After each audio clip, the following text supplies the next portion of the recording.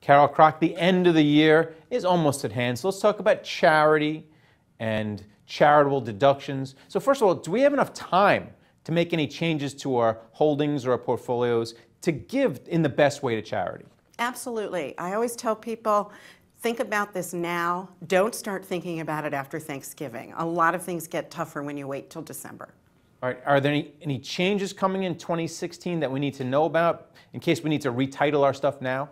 Well, I think the big question a lot of people are waiting to hear is a change that will happen this year, likely, if Congress extends the IRA charitable rollover, but we just have to wait to see what Congress does. They've done it every few years as they have needed to, and a lot of people are hoping for that for this year.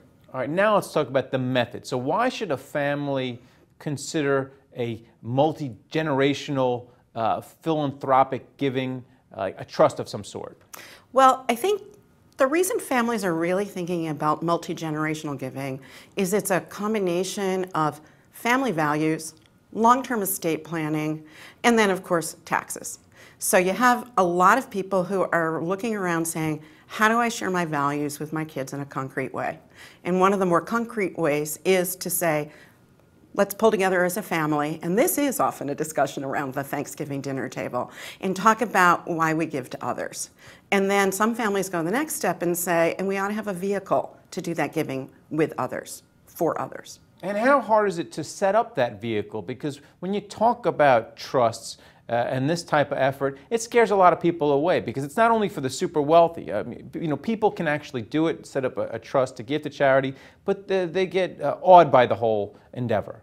I think that's right, and I think some things are harder. And when I talk about the Thanksgiving dinner conversation, I think those might be gifts that are outright, not in trust, where the family says collectively, hey, let's write a check, let's transfer some appreciated stock, and Junior, why don't you throw in a little stock too?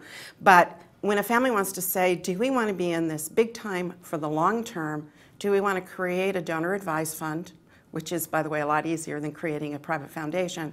That's a conversation that ought to be starting early, and I would say get that done this month, because if you want particularly to create a private foundation, it needs a federal tax exemption. That takes time. And people generally don't like to give to something unless they know it's got its tax exemption. Can you give me the bullet points as to why a donor-advised fund is a good way to go? The great thing about a donor-advised fund is ease. Let me say that again, ease.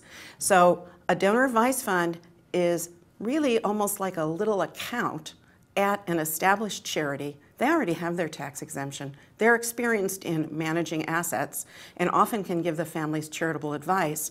That often you can do online in a day. But the decision how much you're going to put in there, that's a decision that's going to take a little bit of thought.